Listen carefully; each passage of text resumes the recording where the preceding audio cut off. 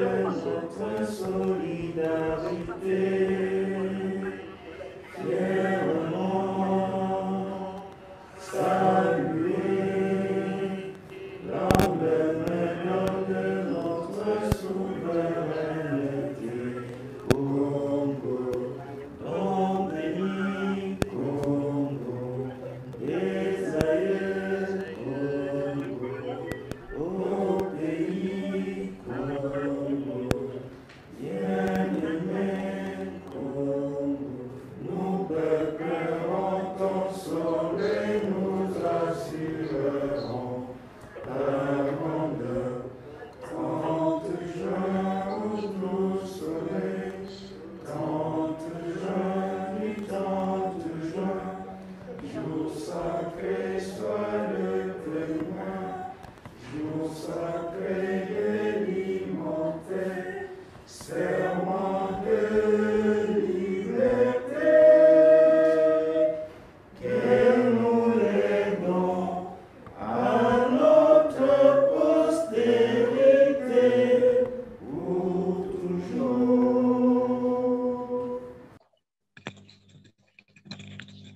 Monsieur le secrétaire général, monsieur le directeur général de la DEGOX, monsieur le directeur du programme national de santé du Coudon, monsieur le directeur du programme national de lutte contre le NOMA, monsieur le directeur adjoint au programme national de santé oculaire de la vision, monsieur le professeur, très chers experts, la joie est immense en ce jour de vous recevoir dans ce beau cadre du complexe hôtelier en vrac pour pouvoir procéder à l'examen de deux documents importants, les guides promotionnels de la santé bucco-dentaire et du NOMA en République démocratique du Congo, ainsi que la révisitation du guide clinique et thérapeutique à l'usage des prestataires des hôpitaux généraux de référence comme 7 dentistes.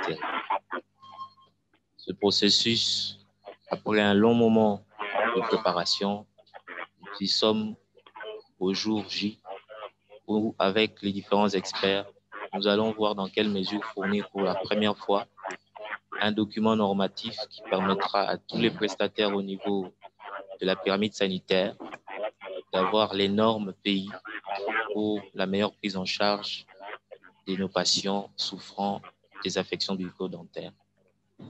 Je souhaite à tout un chacun un bon travail et j'espère qu'au sortir de cet atelier, nous pourrons produire les documents afin que ça puisse suivre son processus d'adoption au niveau supérieur. À tous comme à chacun, soyez le bienvenu, sentez-vous à l'aise et merci d'être venu et d'avoir répondu à l'appel. Merci. Monsieur le directeur général de la DEGOX, mesdames et messieurs les directeurs du programme national santé bucco-dentaire et de NOMA, chers professeurs, distingués invités, c'est avec un réel plaisir que j'ai accepté personnellement de cette séance d'introduction, de lancement de l'atelier de ce jour. Je voudrais avant toute chose féliciter les deux programmes pour avoir pris le courage d'organiser cet atelier pendant ces moments difficiles de la coronavirus. Comme vous le savez, cette pandémie a bouleversé tout et que nous nous sommes inscrits dans la logique de la continuité des services.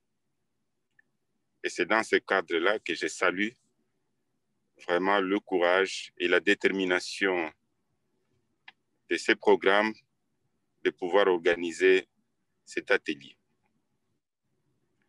Je voudrais donc, au nom de son Excellence, Monsieur le Ministre, vous féliciter et saluer tous les participants à cette réunion. Je voudrais en outre rappeler une chose. Comme vous le savez, il y a peu, nous avons développé le PNDS, qui est en fait le Plan national de développement sanitaire 2019-2022, qui constitue le cadre de référence en matière de santé pour les 4 années à venir, qui coïncide aussi avec la mandature du chef de l'État. Et il vous souviendra que ce document a été élaboré dans la perspective de l'atteinte des objectifs de développement durable pour lesquels la RDC est engagée au niveau global, mais surtout dans la perspective, l'optique et la détermination de pouvoir réaliser, nous projeter vers le progrès, vers la couverture santé universelle.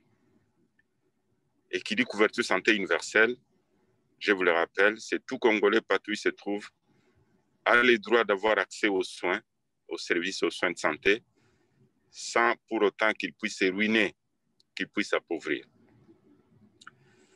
Et ces documents de référence, le PNDS, pour lesquels d'ailleurs nous avons demandé les différents programmes et directions puissent développer des plans stratégiques sous-sectoriels déclinés du PNDS. Et c'est aussi les cas, vraiment l'occasion pour moi de remercier et féliciter le programme national santé bucco-dentaire qui a développé son plan stratégique arrimé au PNDS.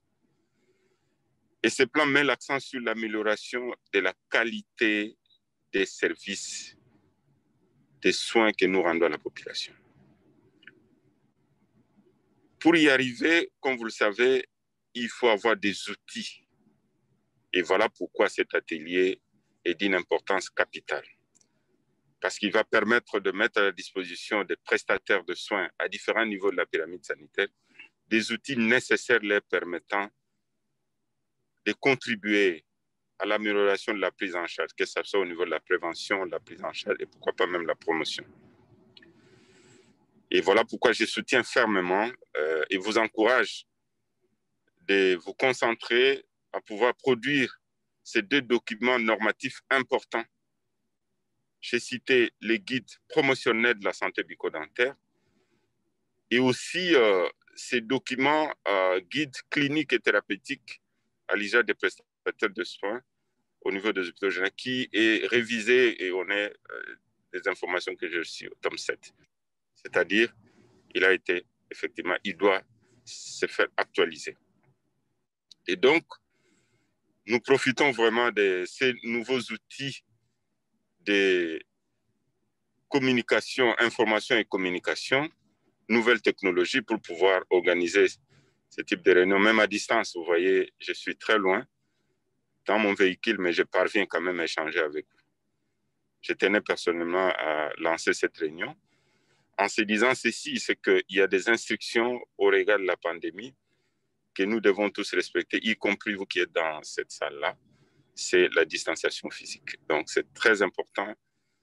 Utiliser les mesures barrières, il faut les pratiquer de sorte que nous puissions limiter la propagation de cette pandémie dont ces derniers temps, vous avez vu la exponentielle avec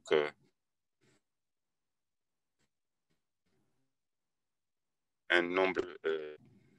Vous féliciter et vous encourager à produire ces deux documents. Et une fois ces documents produits, ces documents auront l'obligation de respecter le cheminement des documents normatifs qui sont produits au niveau du secteur. C'est-à-dire, ces documents doivent passer par tous les services possibles, toutes les commissions, jusqu'au niveau du CCT, qui est en fait l'organe suprême d'adoption des documents, et aussi penser à sa dissémination. Il faut trouver des ressources déjà anticipées, de sorte que ces documents ne dorment pas dans les tiroirs, mais soient mis à la disposition des prestataires pour qu'ils soient utilisés et ainsi faire profiter à nos populations pour lesquelles nous travaillons. Et c'est en ces termes que je déclare ouvert les travaux de l'atelier sur la production des guides de promotion de la santé bucco-dentaire, ainsi que la révision des guides cliniques et thérapeutiques à l'usage des prestataires des hôpitaux généraux de référence, tome 7. Et je vous remercie. Merci beaucoup, monsieur le secrétaire général. Et bonne journée à vous. OK, merci à vous et on garde contact. Je passerai pour avoir la suite de la production, de l'évolution de l'atelier. Merci à vous et bonne journée et meilleurs vœux à tous. Bonjour Alex. Bonjour Alex, s'il vous plaît. Allô? Allô? Oui, docteur Sambou, je vous écoute. Nous vous Ah, écoutons. merci. Merci beaucoup. Excusez-moi de perturber votre agenda. Et comme je vous Oui. l'avais dit la dernière fois, malheureusement, je devais assister à l'atelier jusqu'au bout, mais du fait qu'il n'y a pas de représentant, j'assure l'intérim du bureau. Et donc, je suis un peu contraint à un moment donné peut-être de décrocher pour des raisons de service. Mais si je peux, en 2 minutes, si vous m'accordez juste m'adresser aux participants pour juste 1 à 2 minutes. Oui, il n'y a pas de souci, docteur Sambou. Vous pouvez procéder à votre mot. Merci beaucoup. Merci beaucoup. J'ai écouté tout à l'heure le secrétaire général qui a beaucoup insisté sur un certain nombre de faits. C'est encore une fois vous remercier beaucoup pour cet engagement, surtout de la coordination de la santé bucco-dentaire et de tout ce que vous êtes en train de faire.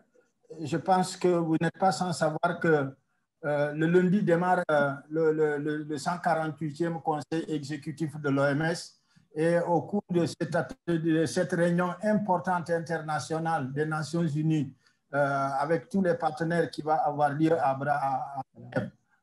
le lundi, nous sommes actuellement en pleine préparation de cet atelier, de cette rencontre depuis mardi par des vidéoconférences dans tous les sens au niveau international pour préparer la rencontre des décideurs en matière de santé.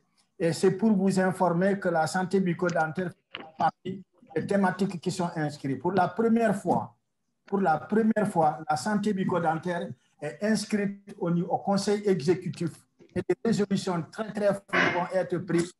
L'atelier, la réunion du Conseil exécutif commence le lundi 18 et se termine le 26. La santé bucco-dentaire est inscrite à l'ordre du jour et vos travaux que vous êtes en train de faire, le travail que vous êtes en train de faire vient vraiment à son heure. Il vient vraiment à son heure parce que des choses vont être lancées en matière de santé bucco-dentaire au niveau mondial, mais surtout au niveau africain.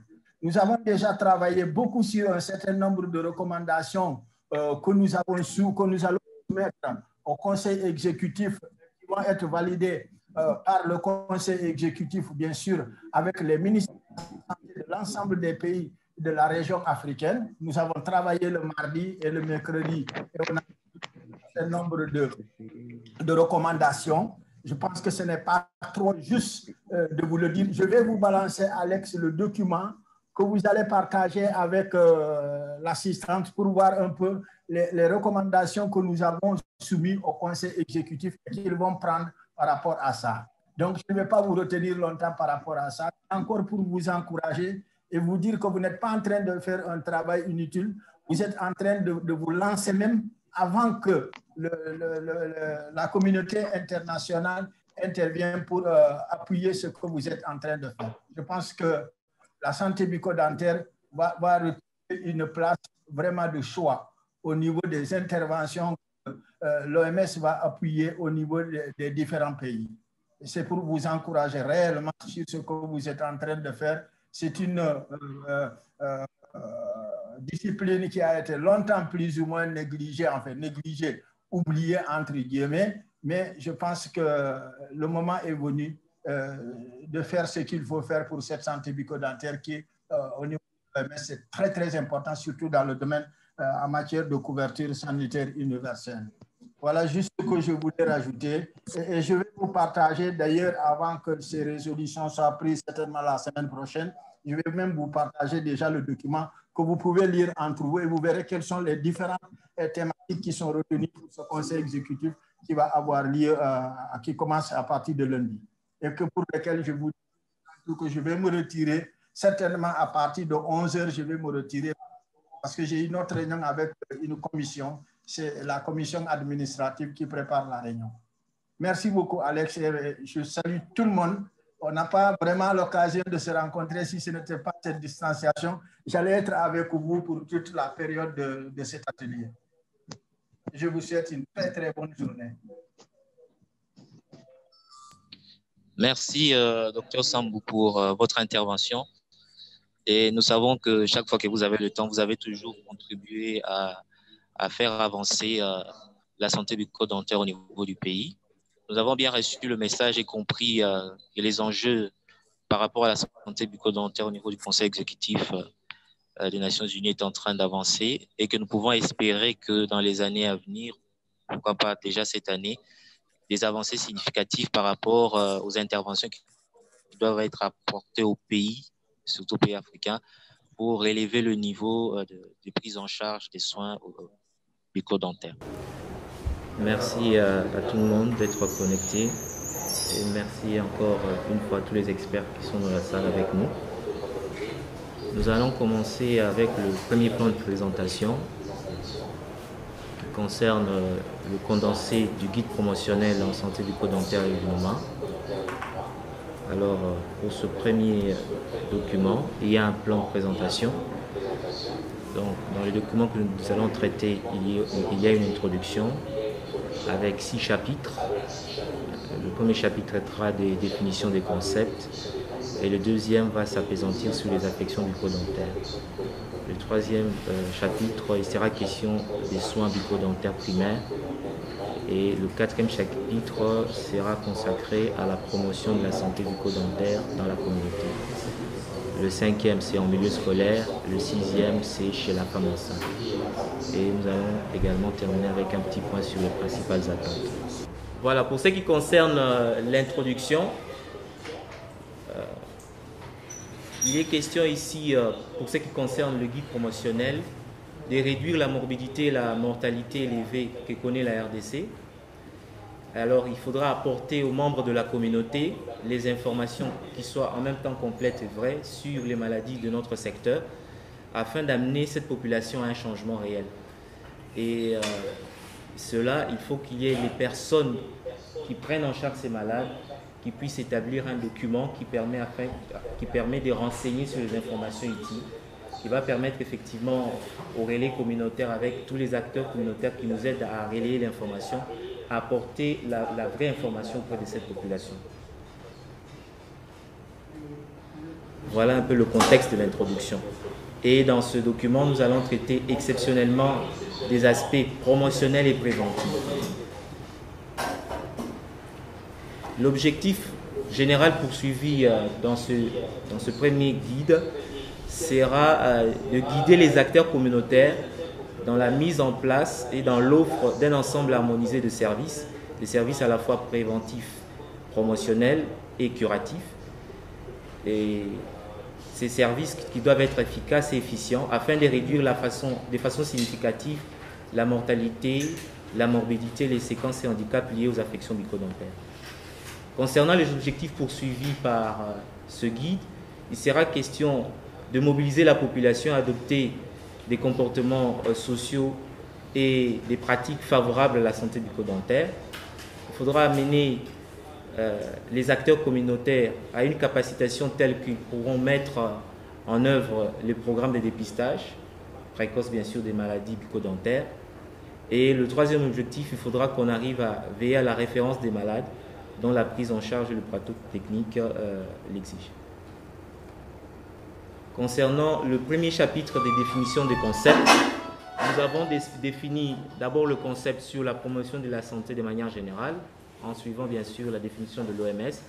Et en second lieu, nous avons défini la promotion de la santé bucco-dentaire comme étant un processus apportant aux individus et aux communautés la capacité d'accroître leur contrôle sur les déterminants de la santé bucco-dentaire et donc d'améliorer leur santé bucco-dentaire avec pour objectif de donner aux individus et à la collectivité les moyens d'agir favorablement sur les facteurs déterminants de la santé bucco-dentaire. Concernant le chapitre 2, c'est sur les affections bucco-dentaires et dans ce chapitre, il y aura un bref aperçu sur les corrélations qu'il y a entre les maladies bucco-dentaires et les maladies systémiques parce que la plupart des maladies sont en lien avec les maladies bucco-dentaires.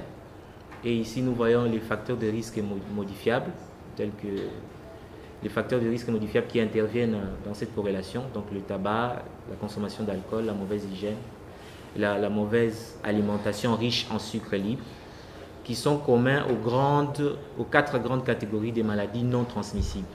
Donc là, nous voyons les maladies cardiovasculaires, les cancers, les maladies respiratoires chroniques ainsi que le diabète. Concernant les principales affections bucco-dentaires, nous nous focalisons sur les 7 pathologies prioritaires selon les orientations de l'OMS, les caries et les cavités dentaires, les maladies parodontales, les cancers de la bouche et de la gorge, le noma, les manifestations buccales du VIH et du sida, les traumatismes maxillofaciaux dus à des accidents et à violence, ainsi que les fentes labiales et palatines. C'est sur ces maladies-là que nous avons essayé de donner des commentaires, tout en sachant qu'il y a un deuxième document qui va détailler beaucoup plus de maladies que ce qui est retenu dans le guide promotionnel. Nous avons également mis un accent sur le noma, dont nous allons fournir suffisamment d'informations. C'est une maladie pour laquelle la lutte doit être intensifiée dans notre pays. Et dans le document, nous avons défini ce que c'est le noma et nous avons présenté les 5 stades d'évolution de cette maladie. Les principaux messages à diffuser dans le cadre des campagnes communautaires de promotion de la santé, nous avons essayé de lister un certain nombre de messages utiles à la communauté, la nature du noma et les conditions dans lesquelles il se développe le plus souvent. Le noma n'est pas inévitable, il peut être traité et prévenu et n'est pas contagieux. Troisième élément ou troisième information utile, c'est comment reconnaître les symptômes dès leur apparition. Le 4e message, nous estimons être important, n'attendez pas. Un enfant présentant ces symptômes doit être emmené de toute urgence dans un établissement de soins. Il y a également un autre message sur la manière de réduire les risques de développer le noma. Le chapitre 3 va traiter des soins bucco-dentaires primaires. Et là, nous avons d'abord présenté le fait que ces soins sont fondés sur des méthodes et des techniques pratiques, scientifiquement valables et socialement acceptables, rendus universellement accessibles à tous les individus et à toutes les familles de la communauté avec leur pleine participation et à coût que la communauté et le pays puissent assumer à tous les stades de leur développement dans un esprit d'autoresponsabilité, d'autodétermination. Ici, c'est vraiment, ça répond vraiment à l'esprit de l'orientation que le président de la République lui-même a donnée quant à ce qui concerne la santé. Donc, nous avons tous opté pour la couverture sanitaire universelle et ça reprend vraiment les attentes par rapport à cela. Et dans les soins bucco-dentaires primaires, nous avons des interventions promotionnelles, mais également des interventions préventives. Et les interventions promotionnelles seront à réaliser bien sûr au niveau de la communauté ainsi qu'au niveau des centres de santé. Et là, il y a des interventions comme la communication interpersonnelle, la communication de masse, ou même des interventions en rapport avec les journées portes ouvertes, qui doivent être organisées bien sûr dans les centres de santé. Les interventions préventives, au niveau de la communauté, nous avons retenu le dépistage des affections bucco-dentaires bien sûr. Et là, les lieux dont nous pensons être le plus à vue, c'est le milieu scolaire, les ménages, et après on pourra voir dans l'ensemble de la communauté. Et là, les interventions qui seront prévues, c'est vraiment des campagnes qui doivent être organisées par différents acteurs bien sûr, que ce soit les ONG, que ce soit les programmes de santé ou des personnes tierces.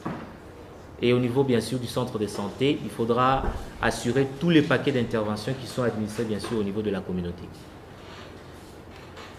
Le troisième type d'intervention, ce sont les interventions de prise en charge. Pour les interventions de prise en charge, c'est la même logique. Qu'est-ce qu'on fait au niveau de la communauté? Qu'est-ce qu'on va faire au niveau des centres de santé?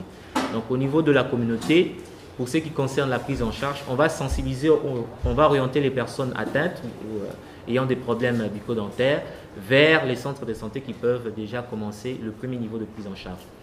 Et bien sûr, au niveau du centre de santé, on va prendre en charge les pathologies bucco-dentaires et en respectant bien sûr les orientations qui ont été données dans les ordinogrammes des soins au centre de santé. Donc dans ce document, on sait exactement ce que fait l'infirmier titulaire quand il reçoit un malade souffrant des affections bucco-dentaires et à quel moment il doit orienter vers l'échelon supérieur pour une meilleure prise en charge par le spécialiste. Et bien sûr, on a également ajouté une autre intervention, c'est l'application de l'oxyde de zinc et génol dans les cavitations carieuses non profondes. Bien sûr, ça, c'est vraiment réservé pour les IT qui sont formés dans cet exercice-là. Après, nous avons le 4e chapitre, c'est le chapitre qui va traiter de la promotion de la santé bucco-dentaire dans la communauté. Et ici, nous allons essayer de répondre à des questions. Et là, nous avons 2 questions majeures. Pourquoi faire la promotion de la santé bucco-dentaire en milieu communautaire dans notre pays? Et dans ce document, nous allons essayer de donner tous les argumentaires qui militeront vers la promotion de la santé bucco-dentaire en milieu communautaire. Et la deuxième question intéressante, c'est existe-t-il un cadre normatif de collaboration entre les structures de santé qui doivent intervenir dans le secteur, au niveau bien sûr communautaire? Il y a d'autres questions qu'on va également répondre dans le document, mais on a juste mis ces 2 questions. Et en milieu scolaire, c'est aussi la question qu'il faudra répondre. Pourquoi faire la promotion de la santé bucco-dentaire en milieu scolaire dans notre pays? Et là également, nous avons mis les éléments en rapport avec les orientations de l'OMS et les rapports que nous ont fournis une ONG en la matière, qui traite de la sensibilisation en milieu scolaire. Pour le 3e point, la santé bucco-dentaire chez la femme enceinte, les questions qu'il faudra aussi qu'on réponde, pourquoi faire la promotion de la santé bucco-dentaire chez la femme enceinte? Tout en sachant qu'au niveau du ministère de la Santé, les orientations des cibles ont déjà été définies pour ce cycle, donc jusqu'en 2022, la priorité chez les enfants et la femme. Alors, les principales attentes pour ce qui concerne ce document, nous devons arriver à enrichir l'ébauche du guide que nous avons partagé aux experts.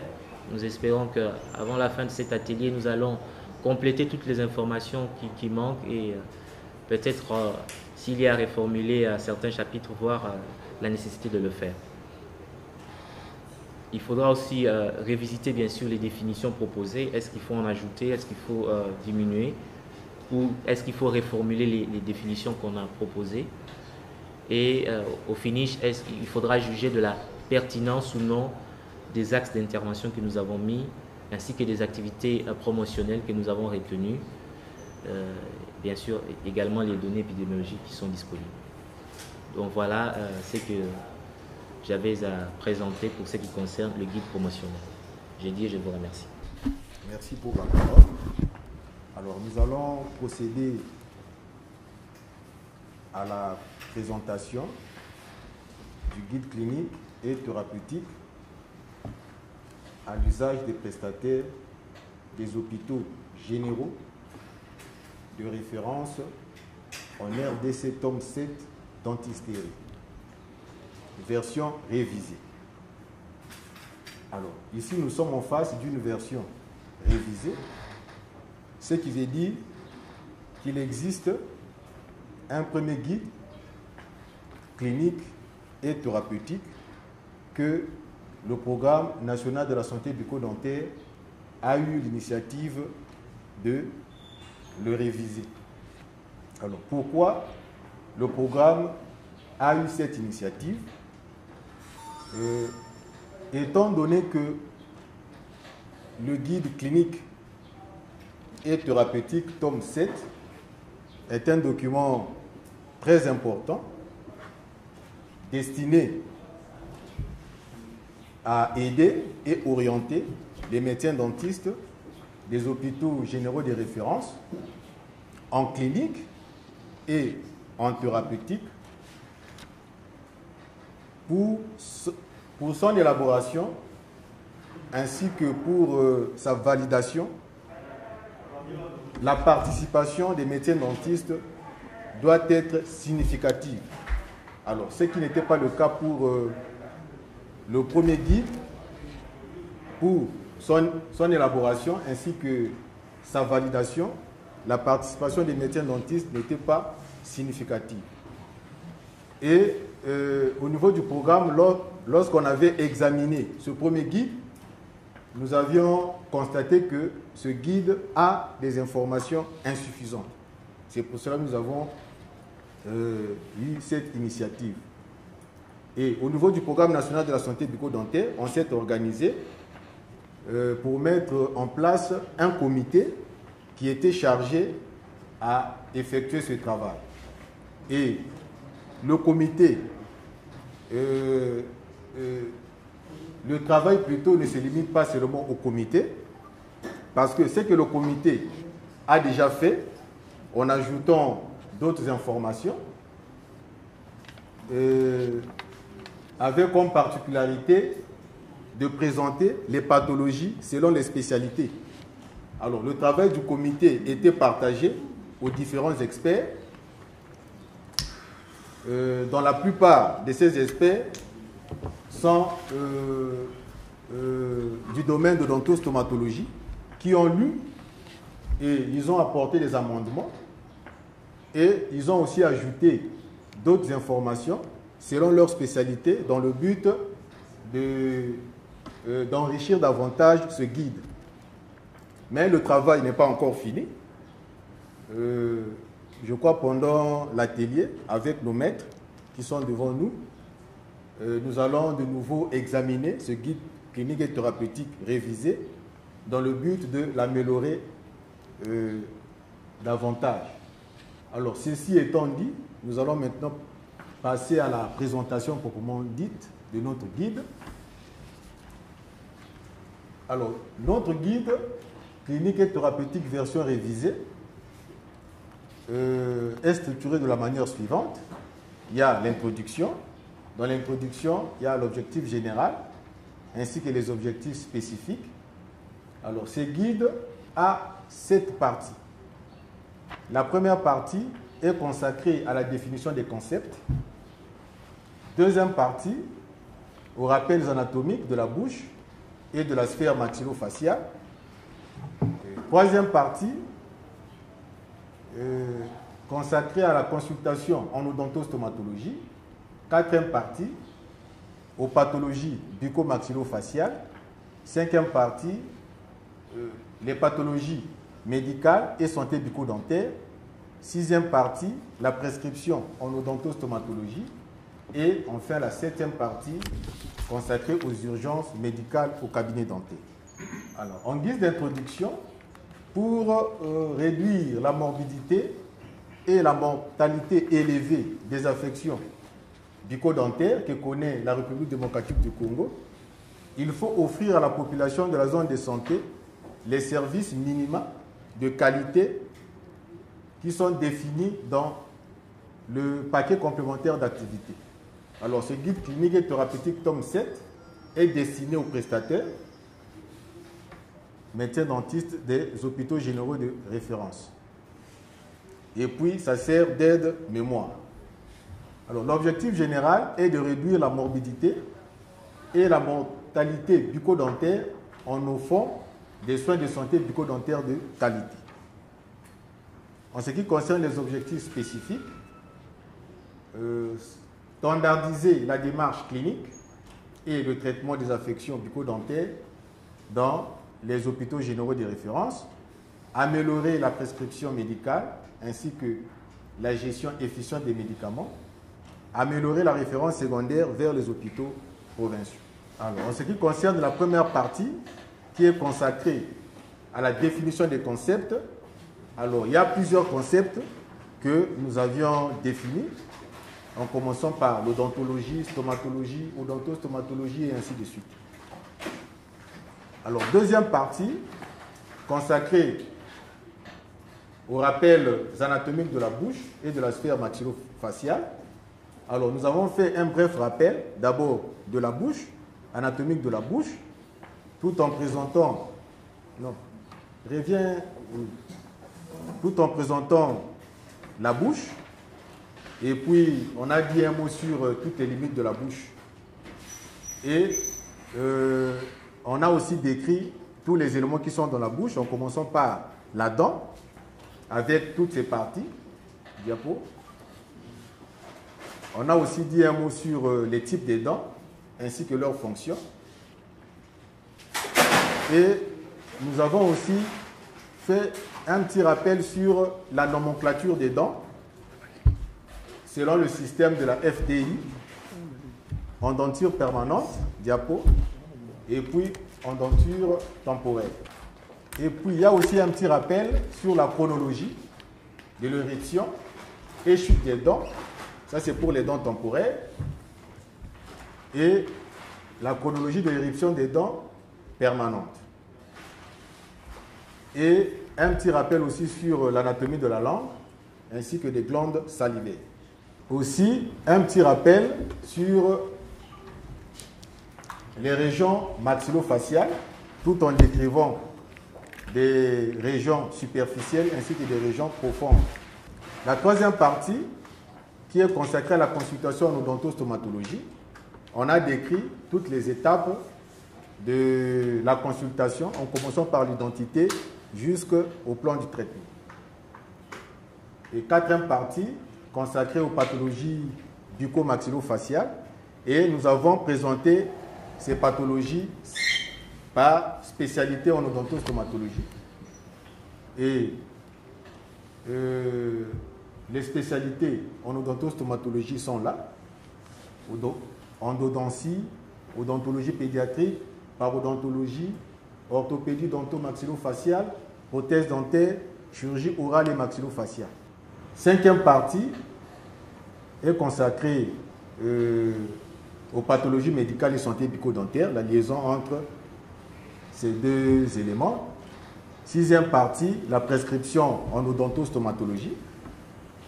Et puis la septième et dernière partie, urgence médicale au cabinet dentaire. Merci pour votre attention.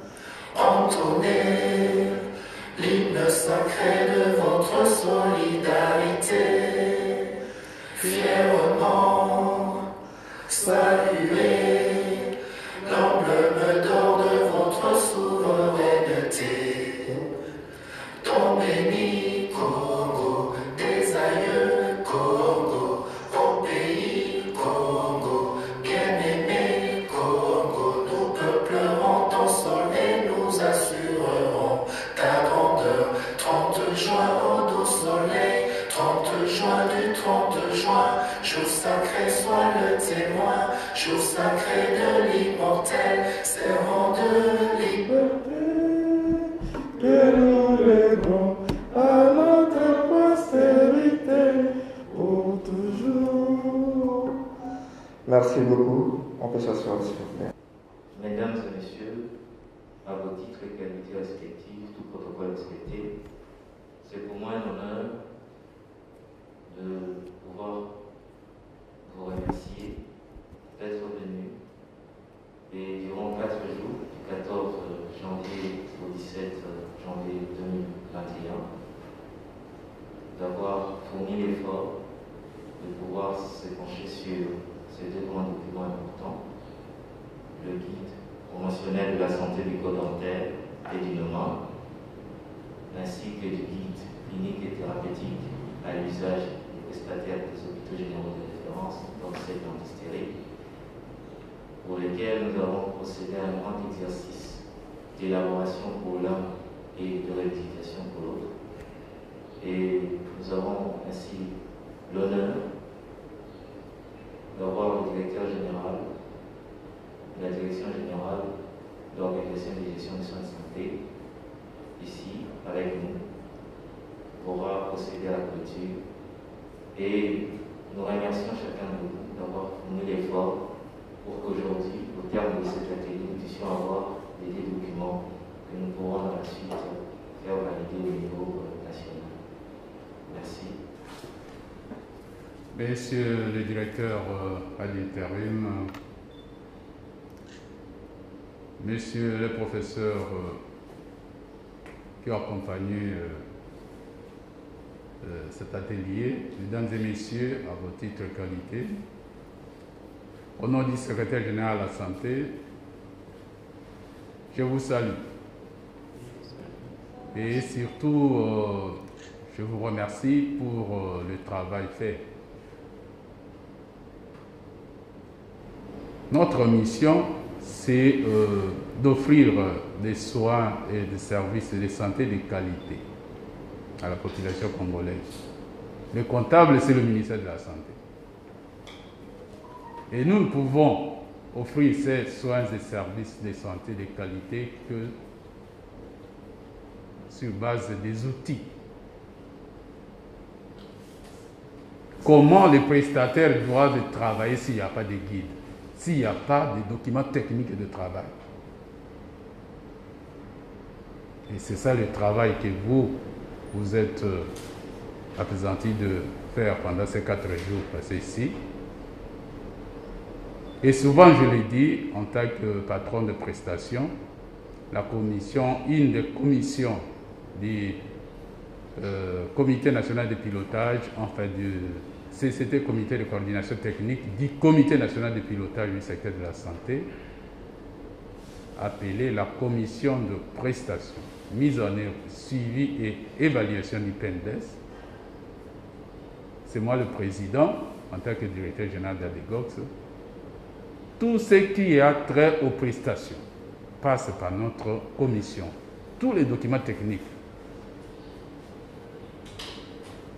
Par exemple, les documents que vous venez d'élaborer, c'est vous les techniciens.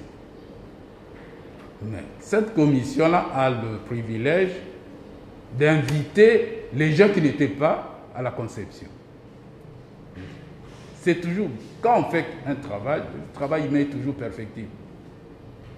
C'est toujours bien de les soumettre à un regard extérieur.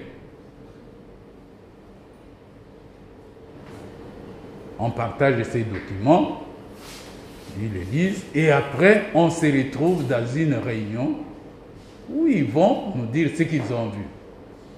Ils posent des questions au concepteur. Nous avons vu ceci. Est-ce que tel aspect, comment vous avez... Non, non, voilà. Après ces échanges, on intègre les feedbacks que nous devons capitaliser.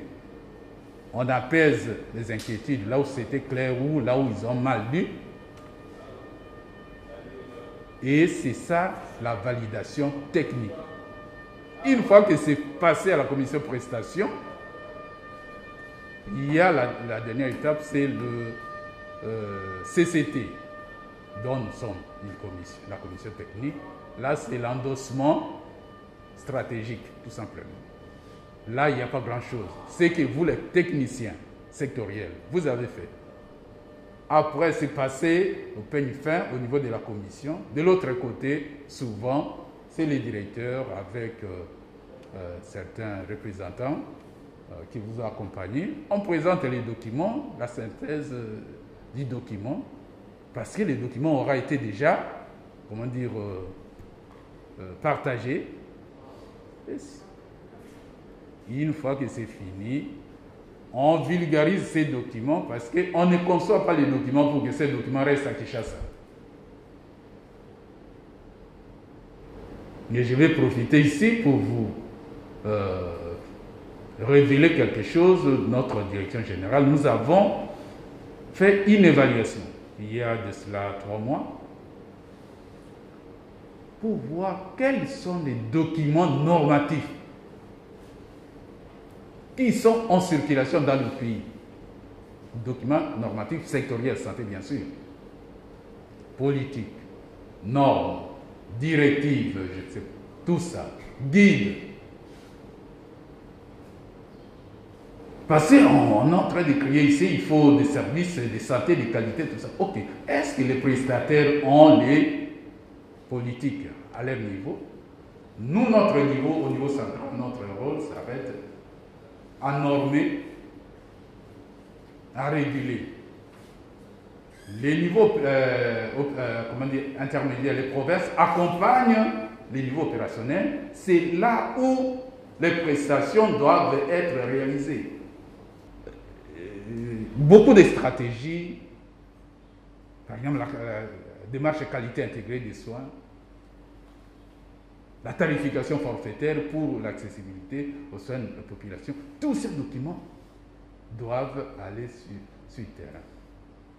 Les plans stratégiques de santé communautaire, et je profite ici pour voir, j'espère que dans vos guides-là, la communauté a sa part à jouer dans la santé bucco-dentaire. Donc, voilà, par rapport à ça, on va commencer maintenant la vulgarisation.